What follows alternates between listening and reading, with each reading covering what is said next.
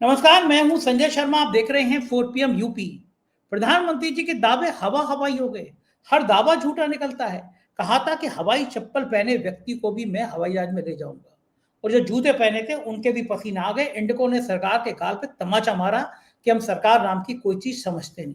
हाल क्या है, मैंने अभय द्विवेदी जी से पूछा, और मैंने पूछा कि पीएमओ ऐसा भ्रष्टाचार का अड्डा क्यों बनता जा रहा है। हिरेन जोशी को लेकर जो कहानी सामने आई, कौन है हिमांशु सूद और कौन है मनोरंजन सिंह, जो शारदा स्कैम में सीबीआई ने जिनको अरेस्ट किया था, वो अब आरएसएस और बीजेपी के मंत्रियों के साथ कर क्या रही है। विनय मालूम महेंद्र नाटा के संबंध हिमाचल कैडर के रिटायर्ड आईएएस अफसर जो पीएमओ में तैनात है उनके साथ क्यों हैं, और क्या है कारण कि सीबीआई और ईडी के हाथ कांप जाते हैं विनय मालू तक पहुंचने में। रिलायंस का जियो उस काले साम्राज्य का दस्तावेज है जो मैंने अपनी रिपोर्ट में दिखाया था। वो तो रोचक बातचीत है। 4 PM यूपी को सब्सक्राइब करिए, ज्वाइन करिए। चलते हैं अभय दुबे जी के पास। 4 PM न्यूज नेटवर्क में स्वागत है अभय दुबे जी आपका। अपने प्रधानमंत्री जी बढ़िया हैं। बोले थे कि भाई हवाई चप्पल वाले भी जो हैं वो हवाई जहाज में यात्रा करेंगे। तो हवाई चप्पल वाले तो नहीं, लेकिन जो जूते वाले हैं उनके भी जूते घिस गए। इंडिको ने पूरे देश की हवाई व्यवस्था की पोल खोल के रख दी। और पिछले दिनों मैंने एक रिपोर्ट दिखाई थी कि किस तरह सिंगापुर से आ रहा भारत के लोग आ रहे थे उसमें, और जहाज में ये कहा गया कि कॉकपिट में आग लगी थी। उस घटना को छुपाया गया। मैंने विस्तार से रिपोर्ट दिखाई थी इंडिगो की। और इंडिगो की हड़ताल से पूरे देश में हाहाकार मच गया। हजारों यात्री परेशान। कोई बताने वाला नहीं, लग रहा था कि सिस्टम कुछ है ही नहीं। मेरे ख्याल से पूरी दुनिया में ऐसा नहीं होगा कि सबसे बड़ी एयरलाइंस ने ऐसे अचानक अपनी सैकड़ों फ्लाइटें रद्द कर दी हों। और मिनिस्टर असहाय ओयक्की संगीत रागी हैं महाशय जी, बीजेपी के संघ के बड़े प्रवक्ता हैं। वो लिख रहे हैं कि इंडिगो ने जानबूझकर अराजकता फैलाया है। मंत्री गूंगा चुप बैठा है, शर्मनाक। यानी संघ के लोग, बीजेपी के लोग भी कह रहे हैं मंत्री गूंगा बैठा है चुपचाप। रागी साहब फंस गए होंगे कुछ। यही हाल हो रहा है। भक्त जब फंसते हैं तो भक्त लोग ऐसे ही विलाप करते हैं कि मंत्री गूंगा है, मंत्री चुप है। वो भक्त जो बहुत भगवान विष्णु का अवतार बता रहे थे, महंगाई की मार पड़ी है तो उनकी भी भक्ति ऐसी खत्म हुई है। लेकिन इंडिको की ऐसी अराजकता लग ही नहीं जाता सरकार कहीं है। पूरे देश में ये माहौल बन गया। किसी की शादी थी, शादी की बारात वहीं रह गई। किसी का पेपर रह गया, किसी के मेडिकल का एग्जाम था, किसी को मेडिकल प्रॉब्लम थी। ऐसी अराजकता सरकार बिल्कुल मूक दर्शक। एयर इंडिया की फ्लाइट क्रैश हुई थी, आज तक पता ही नहीं दोष कौन सा। इतनी खराब व्यवस्था हो चुकी है इस समय नागरिक उड्डयन विभाग की, कोई पूछने वाला नहीं। मैं तो कहूंगा सरकार के कई मंत्रालय की, रेल मंत्रालय हो, चाहे रेल से सफर करो या हवाई सफर करो, जान खतरे में। ये अराजकता अभय दुबे जी हुई कौन, क्यों, कौन जिम्मेदार है? सरकार की ये नाकामी है या नहीं कि पूरा देश एक घटना से झुलस गया? देखिए, इसमें कुछ तथ्य हैं। इन तथ्यों को अगर पहले रख दिया जाएगा तो ये घटना क्यों हुई उसको समझने में आसानी होगी। ये मामला जटिल है थोड़ा सा। ये संगीत रागी ने क्या कहा वो तो गैर महत्वहीन है। उनको तो शायद ये भी नहीं पता है कि इस वक्त देश का नागरिक उड्डयन मंत्री कौन है। नागरिक उड्डयन मंत्री है तेलुगु देशम पार्टी के राम मोहन रेड्डी नागरिक उड्डयन मंत्री है। और तेलुगु देशम पार्टी के मंत्री को भारतीय जनता पार्टी छू भी नहीं सकती, वो कुछ भी करे। वो राम मोहन रेड्डी को हटाने से पहले उसे इजाजत लेनी पड़ेगी चंद्रबाबू नायडू से। चंद्रबाबू नायडू अगर चाहेंगे राम मोहन रेड्डी को हटाया जाए तो उसकी जगह तेलुगु देशम का ही दूसरा बंदा आएगा। ये तो गठजोड़ सरकार है, इन लोगों को कुछ अता पता है नहीं राजनीति का। अब मैं आता हूं उस तथ्य के ऊपर जो मैं देना चाहता था। पहला तथ्य यह है कि इंडिगो देश का जो उड्डयन है उसका 65% इंडिगो के हाथ में है। 65% इंडिगो के हाथ में है। उसके बाद में दूसरा सबसे बड़ा जो खिलाड़ी है वो एयर इंडिया है। उसके बाद जो थोड़ा बहुत प्रतिशत बचता है उस प्रतिशत में 2%, 2.5% आकाशा वगैरह इस प्रकार की, ये स्पाइस जेट इस प्रकार की कुछ एयरलाइंस है, बाकी और कुछ नहीं। सब कुछ इंडिगो है। भारत का एयर स्पेस का मतलब है, डोमेस्टिक एयर स्पेस का मतलब है इंडिगो। जब आपने उसको इतनी बड़ी मोनोपोली बना दिया इंडिगो को,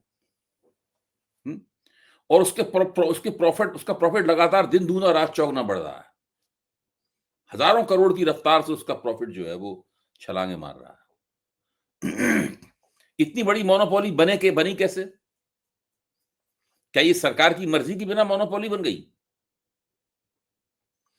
सारी दुनिया में जो मोनोपोलियों का इतिहास है वो ये बताता है कि मोनोपोलियां जब बड़ी बनती हैं, मजबूत बनती हैं, तो तभी बनती हैं जबकि वो पूरे पॉलिटिकल क्लास को यानी सत्तारूढ़ वर्ग को पूरी तरीके से पटा लेती हैं।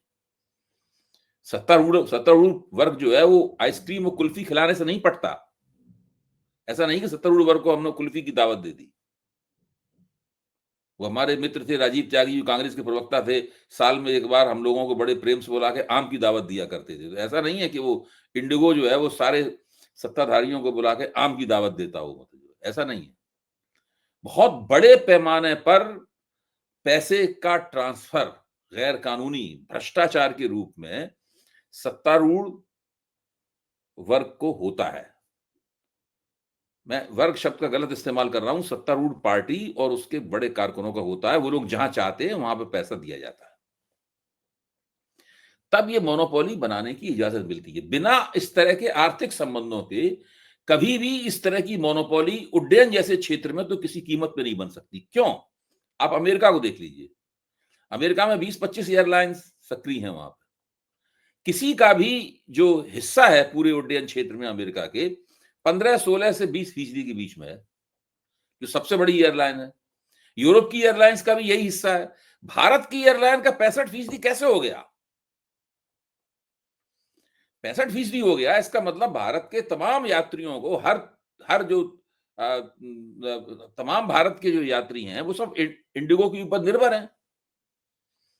तो जो director general of civil aviation है, उन्होंने 2 साल पहले कुछ सुरक्षा बढ़ाने के लिए कोई नियम बनाए थे और इंडिगो को बता दिया था कि ये नियम है।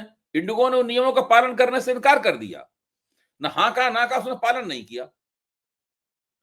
तो जब उन नियमों को पालन करने पर जोर दिया गया तो उन्होंने फ्लाइटें कैंसिल करनी शुरू कर दी दबाव डालने के लिए। ये तो इंडिगो और सरकार के बीच का और डीजीसीए जो director general of civil aviation है, इंडिगो और डीजीसीए के बीच का जो युद्ध है उसका परिणाम है। और चूंकि सत्ताधारी लोगों ने पैसे खाए हुए हैं बड़े पैमाने पर, इसलिए वो कुछ बोल नहीं रहे। वो भी जानते हैं कि डीजीसीए का जो डायरेक्टर है, डीजीसीए का जो इंचार्ज है, उसको वो हटाएंगे तो उसको सब पता है कहां कैसा क्या हो रहा है, इसलिए उसको सस्पेंड नहीं करते। सब मिले हुए हैं आपस में। ये स्थिति है। ये उड्डयन के क्षेत्र में एक बहुत बड़ी ओलिगार्की बन गई। इसमें ओलिगार्की मतलब एक ही व्यक्ति को सब कुछ दे दिया। इस तरह की ओलिगार्की और बड़े बड़े पूंजीपतियों को मिलकर लेके भी बनी हुई है कि एक ही व्यक्ति को एक क्षेत्र की सब चीजें दे दी। यहां तक कि दूसरे जो खिलाड़ी थे उनको भी ठोक पीट के उसी के ताबे में ला दिया खड़ा कर। तो ये हिंदुस्तान में पूरी प्रक्रिया चल रही है बहुत बड़े पैमाने पर। जो एयर इंडिया वगैरह थी उसको टाटा को दे दिया, उसको देना वो भी अपने आप में एक बड़ा विवाद है। और उसके बाद जितनी भी डोमेस्टिक फ्लाइटें थी सारी और डोमेस्टिक जो एयरलाइंस थी जो क्रैश हो गई, वो सारा इंडिगो ही छा गई सब तरफ। देखिए ये जो उड्डयन का क्षेत्र है इसको तो क्रैश लैंडिंग इसकी होनी ही थी। इसकी क्रैश लैंडिंग उसी दिन से शुरू हो गई थी जिस दिन से एयर इंडिया के विमान की इतनी बड़ी दुर्घटना हुई। आज तक उसका कौन जिम्मेदार है किसी को नहीं पता। यहां तक कि जिम्मेदारी किसी पर न डाली जाए इसकी पूरी व्यवस्था कर ली गई है। ये स्थिति है पूरी की पूरी। हिंदुस्तान का जो पूंजीवाद है वो एक घटिया, निहायत ही निकृष्ट कोटि का, बहुत ही विकृत और नेताओं के साथ साठगांठ करके, सत्ताधारी नेताओं के साथ साठगांठ करके ये चलता है। भाई अभी तो हम लोगों ने पता ही लगाया कि टाटा को जब सेमीकंडक्टर चिप बनाने का कारखाना दिया गया तो 44,000 करोड़ रुपए की सब्सिडी सरकार ने दी। उसके एक हफ्ते के अंदर ही भाजपा के खजाने में सैकड़ों करोड़ रुपए का टाटा ने दान कर दिए। तो ये तो एक भ्रष्टाचार का एक मॉडल है जो कि इलेक्टोरल बॉन्ड जैसा मॉडल है। लेकिन भ्रष्टाचार का इससे भी ज्यादा गहन मॉडल चल रहा है बड़े पैमाने पर, वरना इतनी बड़ी मोनोपोली बनी नहीं सकती। आप फॉर एग्जांपल देखिए, आप इसको अपने ऊपर मत लीजिएगा। मान लीजिए 4 PM एक बड़ा सोशल मीडिया का मंच है, सरकार आपके ऊपर मेहरबान हो जाए तो वो कोशिश करके दूसरे मंचों को धमकाए कि भाई या आप संजय जी उनको खरीद लें या दूसरे मंच छोड़ छाड़ के भाग जाएं वहां पर। तो अब आपकी मोनोपोली स्थापित हो जाएगी। जब आपकी मोनोपोली ताकतवर हो जाएगी, तब आप नियम कानूनों को अपने तरीके से मन करेगा तो इस्तेमाल, मन करेगा तो मानेंगे, नहीं मन करेगा तो नहीं मानेंगे। ठीक बात है। सरकार इस वक्त इंडिगो को दंडित करने की स्थिति में नहीं है। भारत में मुआवजा लेने के कानून नहीं है इस तरह के। अगर अमेरिका यूरोप होता तो करोड़ों करोड़ रुपए के तो मुआवजे दावे ठोक दिए जाते किसी एयरलाइंस के ऊपर। वो सब अदालतें कहती हैं दो पैसा इनको, तो अदालत तो एयरलाइंस का धुआं निकल जाता। अबे जी, पूरे देश में आपने कभी इतनी अराजकता देखी थी उड्डयन क्षेत्र में? कभी इतनी इतनी लापरवाही, ऐसी अराजकता कभी देखी थी पहले आपने कभी? देखिए, जब हिंदुस्तान का भूमंडलीकरण होना शुरू हुआ तो पहले तो उड्डयन क्षेत्र में सरकारी चलाती थी। जो थोड़ा बहुत उड्डयन था वो सरकार द्वारा चलाया गया उड्डयन था। उसके बाद उसमें प्राइवेट प्लेयर्स का आगमन होना शुरू हुआ और सब जेट एयरवेज आई, ये वो, हम लोग सब उस पूरी कहानी को जानते हैं। धीरे धीरे करके उसको ठीक से चलाया नहीं गया, सरकार ने उसको ठीक से विनियमित रेगुलेट नहीं किया। नतीजे के तौर पर बहुत सारी एयरलाइंस जो हैं, या तो उन्होंने ओवर स्ट्रेच किया अपने आप को, जैसे किंगफिशर ने अपने आप को बहुत ओवर स्ट्रेच किया, वो बंद हो गई। पर किंगफिशर में हम लोग जब चलते तो लगता था कि बड़ी अच्छी एयरलाइंस है किंगफिशर, उस वक्त वो सब बंद हो गई और बंद हो गई। जेट एयरवेज भी बंद हो गई, बहुत बड़ी एयरलाइंस थी, सहारा बंद हो गई और तमाम कई एयरलाइन धीरे धीरे करके सब बंद हो गई। और इस परिस्थिति का फायदा उठाकर एक बड़ी सुपर मोनोपोली क्रिएट हुई, मतलब उसका नाम है इंडिगो। तो ये सुपर मोनोपोली बनती तभी है जबकि बहुत बड़े पैमाने पर नीति निर्धारण के क्षेत्र में एक बड़ा भ्रष्टाचार होता है। पहले निहित स्वार्थों के कारण एक नीति बनाई जाती है और उस नीति को टिकाए रखने के लिए एक भ्रष्टाचार का लगातार सिलसिला चलता रहता है। मैं समझता हूं हर साल बहुत बड़े पैमाने पर बहुत बड़ी रकम ट्रांसफर होती होगी इंडिगो की तरफ से उन लोगों को जो कि जिनके हाथ में सत्ता की बागडोर है। मतलब आरोप तो ये लगते रहते हैं, लेकिन इनका कोई प्रमाण नहीं होता, इसलिए बातें फाइल में दब जाती हैं। गोदी मीडिया के चैनल पे चर्चा नहीं होती और आम हम आदमी, लोगों को सामान्य ज्ञान से इस बारे में सोचना चाहिए ना। हम लोगों को कम से कम बात तो उठानी चाहिए कि ठीक है भाई, कैसे हो सकता है ये? आपने एक क्षेत्र की 65% जो कि बाजार के लिए खुला हुआ है, 65% एक क्षेत्र में अधिकार जो है कैसे एक एयरलाइन को दे दिया। अब उसकी हालत यह है कि सरकार की कोई बात नहीं मानती। सरकार कहती है कि नए पायलट रखो, क्योंकि ताकि पायलटों पर दबाव कम हो। पायलट अगर ताजा दम रहेगा, कम ड्यूटी करनी पड़ेगी तो अच्छे तरीके से उड़ाएगा, सुरक्षित ठीक से विमान उड़ाएगा। उन्होंने पायलटों की भर्ती नहीं की, उन्होंने पायलटों का भी बड़ा शोषण कर रहे हैं, पायलटों की तनख्वाहें कम कर दी हैं, उनके कॉन्ट्रैक्ट बदल रहे हैं। जो पायलटों की एसोसिएशन है वो बहुत खिलाफ है इंडिगो के, कोई उसके किसी कान पे कोई जू नहीं रेंगती। संसद का सत्र चल रहा है इस वक्त और इतनी बड़ी ये घटना हो रही है सारे देश में, संसद से कोई आवाज आई, सुनाई पड़ी आपको कोई आवाज संसद से? हल्ला ही हुआ, कुछ नहीं। लोहिया ने कहा था ना, जब सड़कें खामोश हो जाती हैं तो संसद आवारा हो जाती है। तो बस वही वाली बात है, सड़कें खामोश हो गई हैं, आदमी रह जा रहा है बेचारा, ट्विटर पे लिख दे रहा है, एक्स पे लिख दे रहा है, सोशल मीडिया पे लिख दे रहा है। मौजूदा सरकार ने है, ये इससे पहले की जो सरकारें थी उन लोगों ने भी इस स्थिति को इस मुकाम तक लाने में बहुत वो किया है। क्योंकि जब इलेक्टोरल बॉन्ड ने किन ने दिया था, आया था, तो उसमें इंडिगो वालों ने भाजपा को दिया था, इंडिगो वालों ने कांग्रेस को भी दिया था, इंडिगो वालों ने टीएमसी को भी दिया था रुपया। सब पार्टियों को इंडिगो वालों को ज्यादा दिया था, फिर टीएमसी को दिया, कांग्रेस को कम दिया था, लेकिन दिया सबको था रुपया। सब रुपया लिए बैठे हुए। हाँ, तो कोई क्या करेगा जब सबके पास पैसा है, तो कोई क्या करेगा। दूसरी खबर की तरफ आते हैं कि मैंने कुछ फोटो देखे, मुझे बड़ा बढ़िया लगा। भक्त लोग जो हैं वो पुतिन की फोटो लगा के पूजा कर रहे थे, हवन कर रहे थे। मुझे याद आया कि कुछ साल पहले ट्रंप की भी ऐसी फोटो लगा के पूजा की जा रही थी कि ट्रंप देवता है। पुतिन के साथ समझौते की बात आई और गोदी मीडिया बड़ा बम है साहब कि आप पुतिन आए और पुतिन ने क्रांति कर दी। अब आपको क्या लग रहा है ट्रंप का मीडिया पे किस तरह के हेडिंग आ रहे हैं उस पर, चैनल पे 2000 जा रहे हैं। आपने ये हेडिंग नहीं देखा होगा? ये नहीं देख पाया मैं आज। अब मतलब वो उसमें लिमोजीन में या कोई बड़ी गाड़ी है, उसमें कैमरा अंदर झांक रहा है उसमें, तो मोदी जी उसमें हंस रहे हैं और बगल में पुतिन मतलब बैठे हुए हंस रहे हैं, और ऊपर टीवी पे चैनल किसी मशहूर बड़े चैनल पे चल रही है, दो यार जा रहे हैं।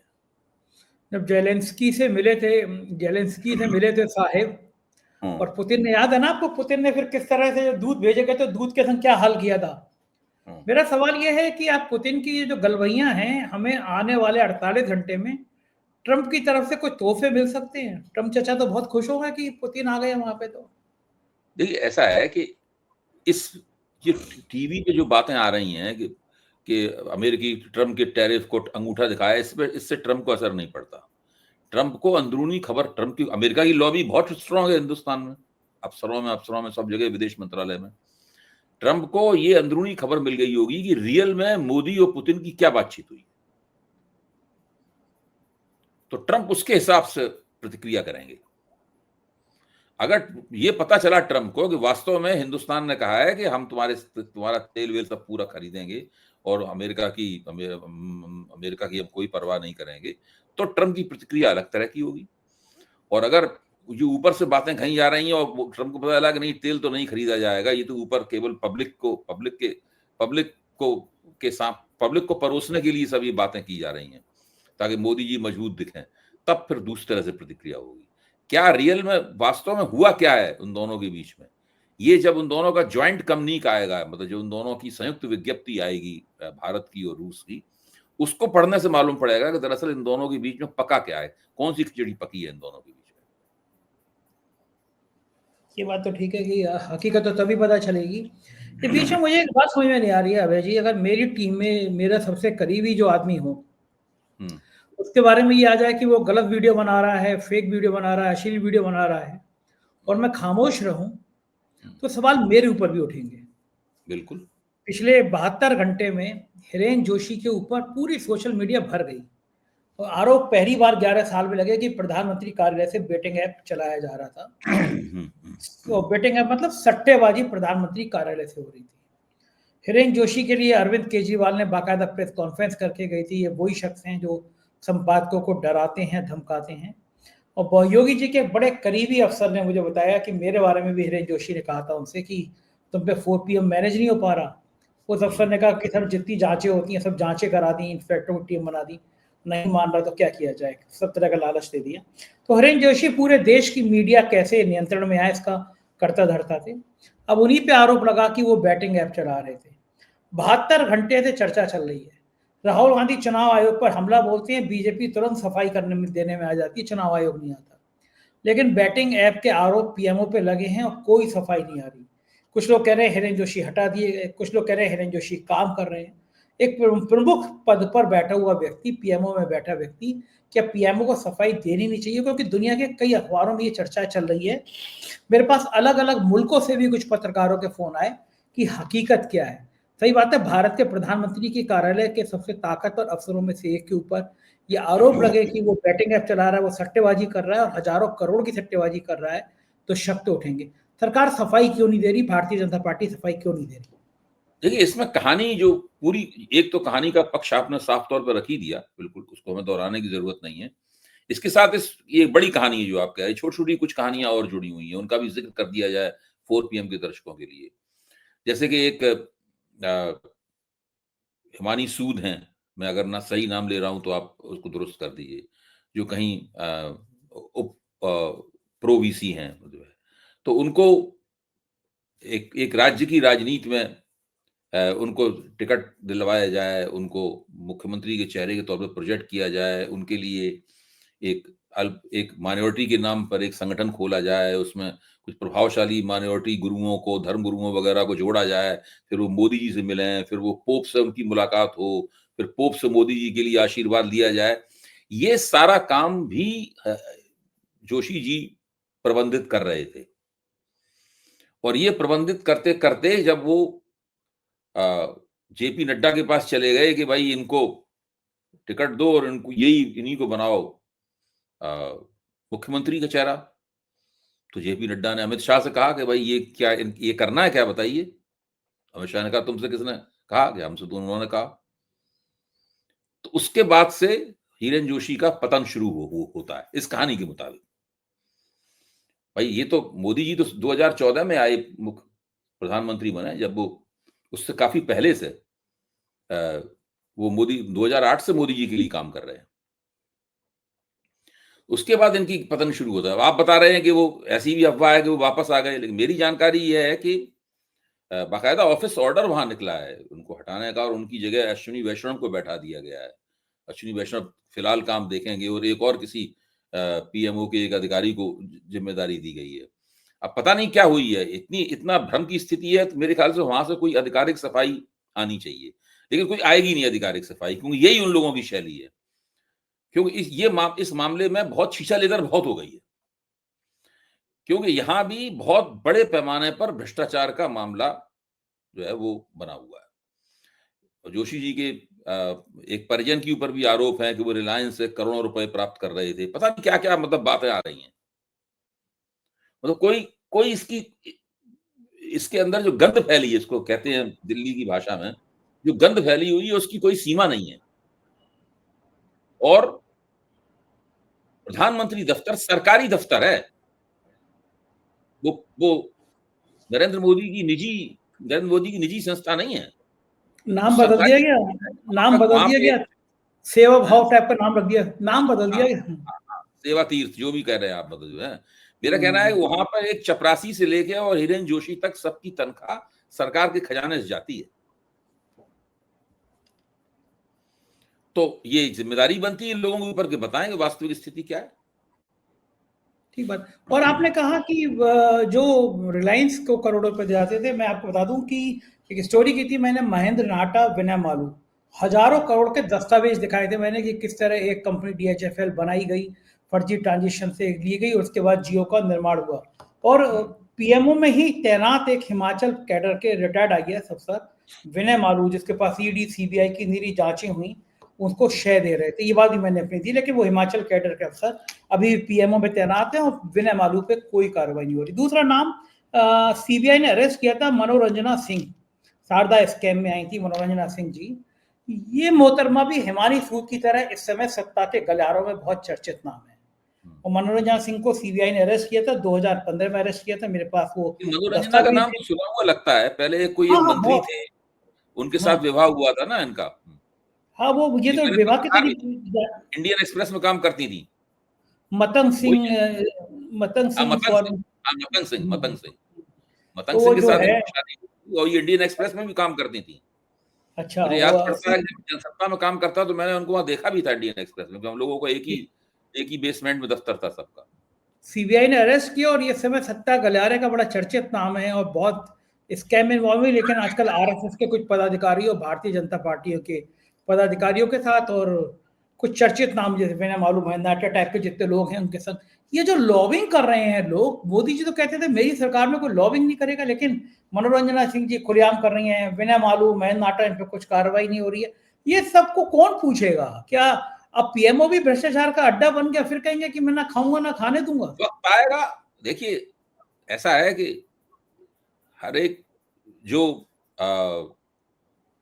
प्रहलाद को हिरण्यकश्यप बहुत सताता था अपने बेटे को, क्योंकि वो भगवान का भक्त था।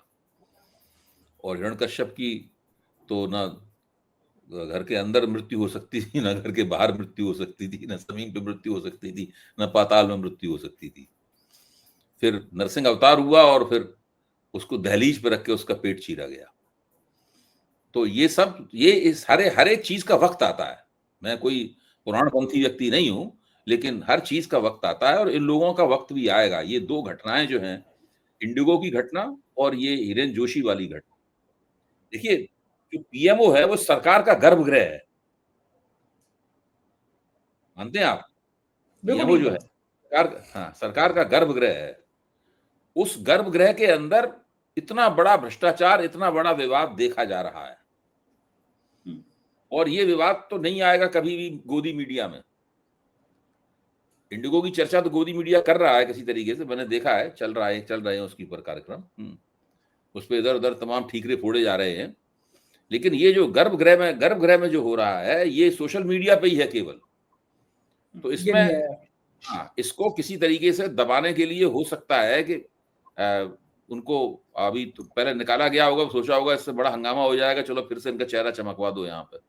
ये सब भी हो सकता है। तो बाद में बिल्कुल ठीक बात। अगर साहब नाराज हो गए होंगे तो निकाल ही दिया जाएगा।